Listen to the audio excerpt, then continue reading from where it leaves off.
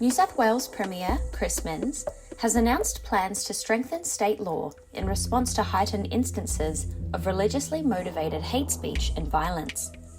Initially aiming to commence once Parliament reconvenes next month, before calling a National Cabinet meeting today, the need emerged following the significant escalation of anti-Semitic violence. Just today, a childcare centre in Maroubra, in close proximity to the local synagogue, was spray-painted with anti-Semitic graffiti and set alight.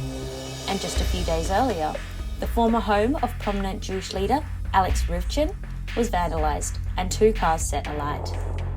These acts of violent anti-Semitism, which Dutton claims have risen by 700% since October 7, have brought issues to the forefront of Australia that are now being addressed. It's completely and utterly unacceptable, and should not be part of an Australian culture. Speaking to ABC Radio recently, Minns noted the prevalence of Islamophobia in New South Wales as well, but noted the highly dramatic rise in anti-Semitism, and highlighted the dangers of racial vilification in the community. The proposed changes to New South Wales legislation will include protecting religious places of worship through a likely ban on protests outside these areas, an already contentious idea which has appeased some Jewish groups that support tougher laws and penalties, and upset others who strongly support the fundamental freedoms of speech and religion. However, it is clear that many in the community are frightened by the increasing violent action and the police's inability to combat the problem with arrests, with Minns' promise giving many hope the action will be quelled. And these bastards will be round up by New South Wales Police. The Premier noted the gaps in existing laws. While violence itself is criminalised, vilification is currently dealt with in the civil courts and requires an individual to launch the prosecution.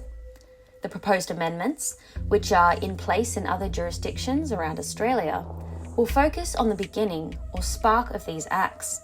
According to Minns, it begins with the kind of hateful rhetoric that inspires someone to commit a destructive, hateful act. 1 year earlier, amid the fallout of the October attacks, it was Minns who requested the New South Wales Law Reform Commission to review incitement to violence laws, following concern over the effectiveness of Section 93Z of the Crimes Act, which makes it an offence to publicly threaten or incite violence against a person on the grounds of race, religion, or affiliation. Interestingly, the review suggested education, community engagement, and non-legislative strategies would be more effective.